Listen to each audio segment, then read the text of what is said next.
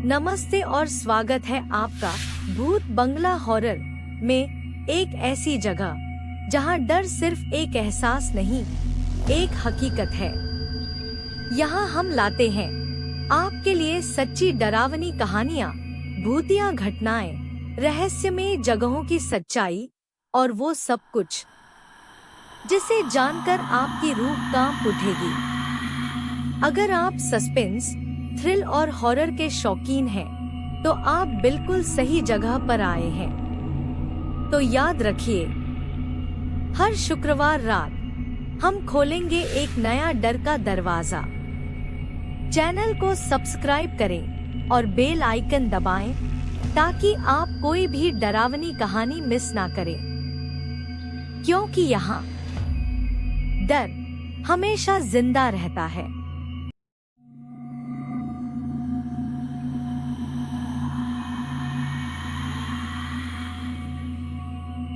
सर्दी की रात में सड़क के किनारे बिजली के खंभों पर टिमटिमाती लाइटें ऐसे चमक रही थी जैसे किसी अधूरी जिंदगी की झलक। हवा में अजीब सी सिटी की आवाजें गूंज रही थी।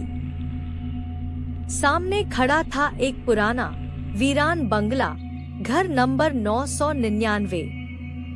अरेन, जो अपनी दादी की पुरानी जैकेट पहने जैसे किसी राक्षस को पकड़ते हुए आगे बढ़ रहा था। सड़क के उस पार दूर एक कुत्ते की आवाज सुनाई दे रही थी। एक रहस्यमय शांति थी और वह भी इस शांति को तोड़ने की कोशिश में था। इतनी दूर यात्रा करने के बावजूद उसने नौकरी की उम्मीदें बांध रखी थी, लेकिन अब तक किसी से जवाब नहीं आया। तभी एक काली पुरानी कार रुकती है। इंजन की आवाज कुछ अजीब सी थी और कार का शीशा धीरे धीरे नीचे उतरता है। कार के अंदर बैठा व्यक्ति, जिसकी आंखों में लाल रंग की चमक थी, अरेन से कहता है, नौकरी चाहिए? जी हाँ, अरेन ने जवाब दिया। जी हाँ, अरेन ने जवाब दिया। तो कल रात आ जाना। इस होटल में हाउस नंबर 999 नाइट शिफ्ट है। काम ज्यादा नहीं है, बस रात भर सुनना है, देखना है कुछ अजीब सा। 12 बजे ठीक आ जाना। आदमी शीशा ऊपर चढ़ा देता है और कार बिना किसी आवाज के आगे बढ़ जाती है। अरेन कुछ समझ नहीं पाता, लेकिन उसकी आंखें कार की दिशा में टिक जाती हैं जब तक वह पूरी तरह गायब नहीं हो जाती। अरेन अगले दिन रात 12 बजे बंगले के पास पहुंचता है। सामने वही पुराना डरावना बंगला खड़ा था। वह दरवाजे की ओर बढ़ता है और वही आदमी वहां खड़ा दिखाई देता है। आदमी अरेन को एक जंग लगी पुरानी चाबी थमाते हुए कहता। अरेन चाबी को अपने हाथ में पकड़ता है और गहरी सांस लेता है।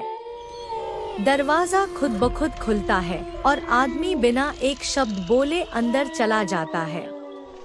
दरवाजा खुद ब खुद बंद हो जाता है। अरेन कुछ समझ नहीं पाता, लेकिन उसके दिल में डर समा जाता है। थोड़ी देर बाद वही काली कार फिर से सामने आकर रुकती है। इस बार कार में वही आदमी था, लेकिन उसके साथ एक औरत और 2 छोटी लड़कियां भी थीं। उनकी आंखों के नीचे भी वही काले निशान थे। अरेन खड़ा रह जाता है और इस बार उसे यकीन हो जाता है कि कुछ गलत हो रहा है। कार से चारों लोग बाहर उतरते हैं बिना कुछ कहे। उनकी चाल में एक अजीब सी बेवजहता थी, जैसे किसी अदृश्य ताकत ने उन्हें समेट रखा हो। औरत की आंखें अरेन से मिलती हैं और एक अजीब ठंडी मुस्कान देती हैं, जैसे वह कह रही हो, तू अगला है। चारों लोग बिना एक शब्द कहे बंगले के दरवाजे तक पहुंचते हैं। अरेन अपनी आंखों को मलता है, लेकिन एक चमत्कारी दृश्य सामने आता है। वही दरवाजा बिना चाबी के अपने आप खुल जाता है और अंदर से एक भयानक चीख निकलती है। अरेन चौंक कर वहाँ से हटता है और अपनी आंखें मसलता है। कुछ समय बाद कार की हेडलाइट्स अरेन की आंखों को चकाचौंध कर देती हैं। वह कार की ओर देखता है, लेकिन अब वह कार और लोग पूरी तरह से गायब हो चुके हैं। उसकी पकड़ में वही पुरानी चाबी थी, जो अब गर्म हो चुकी थी, जैसे उसे किसी ने आग में डाला हो। लाइट फिर से झपकती है और बंगले की छत पर एक परछाई दिखती है। अरेन का दिल अब और डर से भर जाता है। वह रात भर उसी डर से जूझता है। सुबह की हल्की रोशनी में जब उसकी पत्नी सुमन रसोई में कुछ बनाने के लिए जा रही थी, उसे उसी बदबू का एहसास होता है जो रात भर अरेन को महसूस हो रही थी। राजू, ये कैसी बदबू है? यह कैसी महक आ रही है? सुमन पूछती है। मालूम नहीं, मैंने पूरी सफाई कर ली है, अरेन जवाब देता है। लेकिन जैसे ही वह अपनी बैग को खोलता है, वहाँ से वही पैसे निकलते हैं जो उसे उस अजीब आदमी ने दिए थे। वह नोट अब काले हो चुके थे और उन पर खून के हल्के निशान थे। ये कुछ तो गलत है, अरेन कहता है। वह नोट सुमन को दिखाता है और वह डर के साथ कहती है, ये पैसे तो किसी शापित चीज जैसे लग रहे हैं, इन्हें बाहर फेंक दो। लेकिन अरेन का मन नहीं मानता। यह मेरी नौकरी का एडवांस है, मैं इन्हें नहीं फेंक सकता।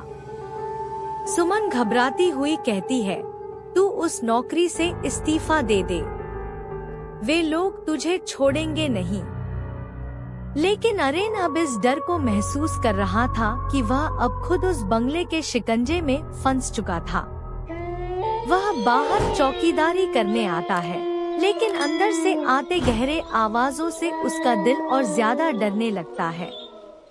रात के वक्त जब वह बंगले के पास खड़ा था, उसकी आंखें अंधेरे में गहरे झंकार से घिरी होती हैं।